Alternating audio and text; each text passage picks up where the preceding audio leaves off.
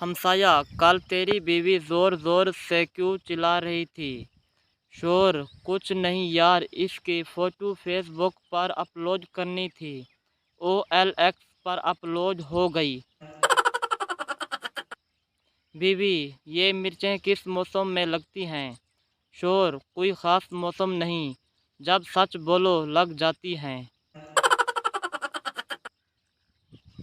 सरदार का रात को सिगरेट पीने का दिल चाह रहा था। सरदार ने हर जगह माचिस ढूंढी, पर कहीं नहीं मिली। आखिर नाउम्मीद होकर मोमबत्ती बुझाकर सो गया। लड़की, हम 25 बहन भाई हैं।